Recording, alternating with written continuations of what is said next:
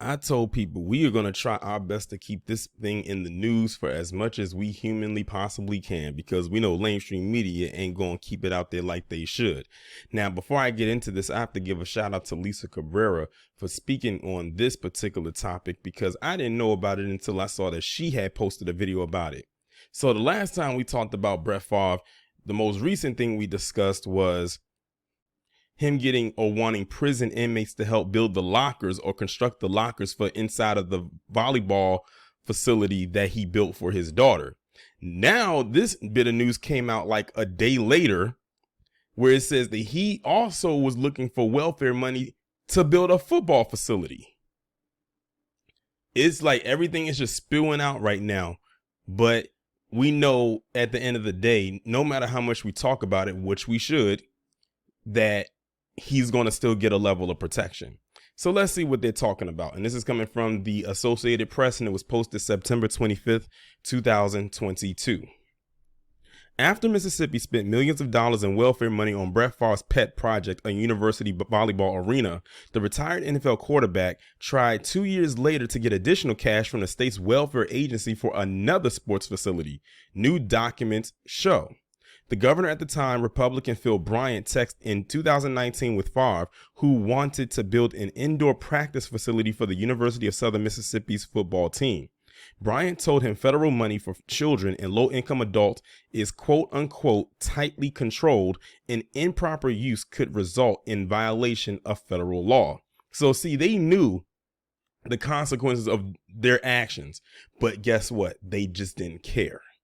At the end of the day, greed is what guides them.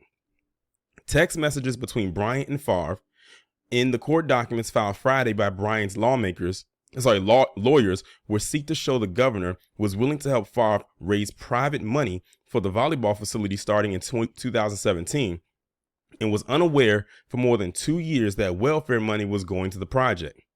Mississippi's largest ever public corruption case has ensnared several people, including a pro wrestler whose drug rehab was funded with welfare money. And in case y'all don't know who they're talking about Ted DiBiase's son. I think I made like a error when I was talking about him initially. It wasn't Ted DiBiase, it was his son. But you know, they had to put Ted DiBiase out there in the forefront because more people are more familiar with him rather than his son, although I think his son did have a small wrestling career, but never on the scale of where his dad was. The state has filed a civil lawsuit against Favre and others to recover more than $20 million in misspent welfare money intended to help needy people in one of the country's poorest states. No, Mississippi is actually the poorest state in America. Like, they have the stats to back up that Mississippi is the poorest state, and it can't even come out from under, because you have people like Brett Favre and all the people that have their hand in this that are literally taking money away from it. Bryant and Favre are not facing criminal charges, and Bryant is not among those named in the state's civil lawsuit. A former director of the Mississippi Department of Human Services, John Davis, pleaded guilty Thursday to federal and state felony charges in a conspiracy to misspend welfare money. Davis was appointed by Bryant in February 2016 and fired by him in July 2019. Davis has agreed to testify against others. Attorneys for a nonprofit organization being sued, Mississippi Community Education Center, sent a subpoena to Bryant in late July seeking communication between the former governor and any other person about the volleyball arena. The nonprofit was run by Nancy New and her son Zachary New, who in April pleaded guilty to state charges of misusing welfare money. They also agreed to testify against others. In the court filing Friday, Bryant objected to producing documents unless it was under a protective order to prevent public release of the contents. This motion was brought in bad faith and solely to annoy, embarrass, and oppress Governor Bryant because he refused to turn a blind eye to the crimes perpetrated by New and Davis. Favre's request for money from the Mississippi Department of Human Services to fund the football facility went nowhere. Favre made the request in July 28, 2019, as he was unsuccessfully trying to recruit the son of another retired NFL player, Deion Sanders, to the university in Hattiesburg. Favre played football in the University of Southern Mississippi before going to the NFL in 1991. Bryant and New are also alumni, and Favre wrote to Bryant that having an indoor practice facility would give the football program instant credibility. So see, now is a lot more dots are starting to connect. These aren't people that just met each other or they just happen to be fans of this man. They go way back further than that. Favre's daughter started playing volleyball at the university in 2017. The new court paper said Bryant first learned Favre was trying to raise money for a volleyball arena on April 20th, 2017, when Favre texted the governor to say he and his wife Deanna were building the facility. I need your influence somehow to get donations and or sponsorships, Favre texts Bryant. Obviously, Southern has no money, so I'm hustling to get it raised. The document said Bryant replied a few hours later, of course, I am all in on the volleyball facility. One thing I know how to do is raise money. No, one thing you know how to do is steal it. But I guess raise and steal mean the same thing for them. In July 2017, Favre texts Bryant about the volleyball facility again, asking if we could find a contractor that would say, hey, rather than give you money, I'll build for free. Maybe you know of someone. Bryant replied he was all over it. It is important to note that in these early text messages, Favre never mentioned the use of public funds, much less the use of TAMP funds for the construction of the facility. Bryant's attorneys wrote Friday. At this time, the discussions between Favre and Governor Bryant were focused on private donations and corporate sponsorships. In July 2017, court records show Davis and Nancy New met about using welfare money to fund the volleyball arena, with Davis committing $4 million. New's nonprofit later paid Favre $1.1 million for speaking engagements to help him pay for the arena. Favre never made the speeches and later repaid the money, although he has not repaid the $228,000 in interest. Bryant's attorneys wrote that the governor first learned Human Services was involved with funding the volleyball arena in a text message he received from Favre on July 16, 2019. I want you to know how much I love Nancy New and John Davis. Favre wrote, what they have done for me in Southern Miss is amazing. Favre wrote, there were plans to do workshops and youth clinics in the volleyball facility with a program run by Nancy New. And also I paid 3/4 of volleyball facility, and the rest was a joint project with her and John, which was saving me $1.8 million. Favre texted Bryant, I was informed today that she may not be able to fund her part. We need your help very badly, Governor, and sorry to even bring this up. Bryant's attorneys wrote that Favre began a campaign to aggressively lobby the governor to help him cover the debt on the USM Volleyball Center. They also wrote Favre had not paid for 3/4 of the construction costs, and Human Services committed more than $1.8 million to the project. According to Friday's court documents, Bryant and Favre met September 4, 2019 with the new Department of Human Services Director, retired FBI agent Christopher Freeze. Favre texted Bryant after the meeting, we obviously need your help big time, and time is working against us. Favre also mentioned the volleyball facility could be named for Bryant, who was in his final months as governor. Bryant responded, we are going to get there. This was a great meeting, but we have to follow the law. I am too old for federal prison. He added a smiling emoji with sunglasses. You know who else was also too old for jail, but they threw him in there anyway? Bill Cosby. You know who isn't too old? That Phil Bryant and his aunt, Carolyn Bryant Donham.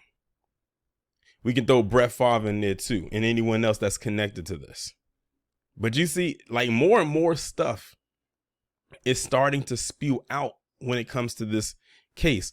And remember, and it's so ironic because it goes back to the very first text message that we saw coming from Brett Favre to Nancy New. And that was, can we, and I'm just paraphrasing, can we ensure that the media won't find out about this?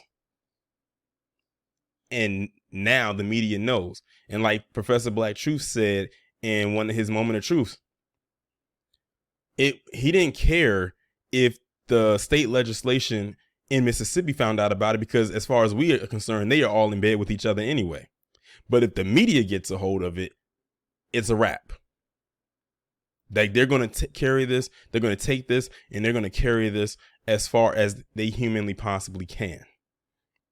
And I said to people on Twitter, to my Twitter followers yesterday, I said that Brett Favre being exposed as a welfare Kang, K-A-N-G, needs to be trending on every social media every single day. Because we know mainstream media ain't going to do it. Like it'll be like a blip on the radar if you leave it up to them. So I don't care if you have to hashtag it, if you got to type it or put it in there and make sure it gets into the algorithm once a day, get it into a daily routine. Just make sure that it's in there somehow, some way. Why do you think I've been going in with some of these Brett Favre stories for the last couple of days? Like, I'm even rearranging some of my videos around just to make sure this story stays in the news. Granted, I don't have the subscribers or the followers of these bigger networks, but I'm going to do what they refuse to do. And that's talk about this in the way that it should be talked about.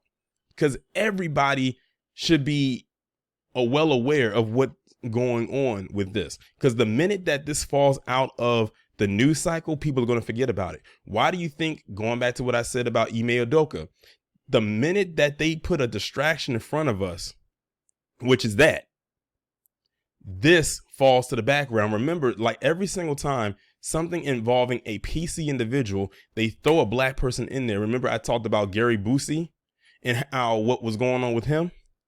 Literally, like a couple days later, not even a week later, they threw something in there about another black man. I forgot which black man it was.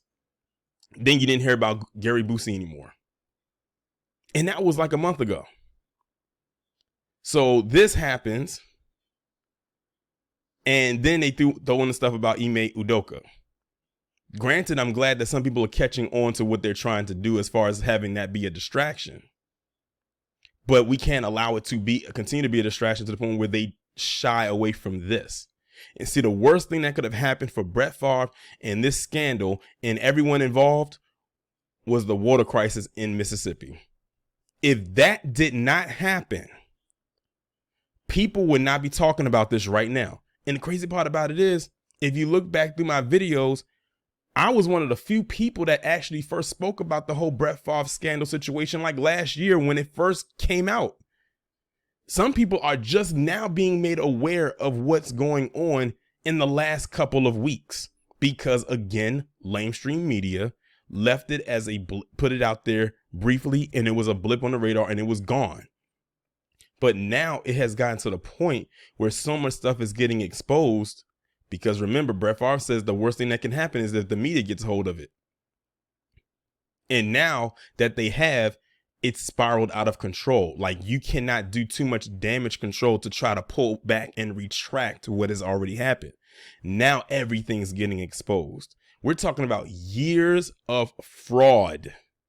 Millions of dollars that was taken away from people that actually needed it to fund, like the article says, his little pet projects. And now we're finding out that he was trying to build a whole nother facility. Mind you, this guy has hundreds of millions of dollars. He could have funded all of these projects himself and still been able to profit off of it.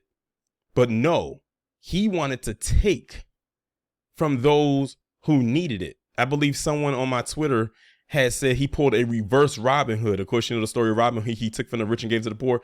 The reverse is he took from the poor and gave to the rich, or put back into the rich's pockets, his pockets included. And the crazy thing is, I bet you Brett Favre probably has no shame.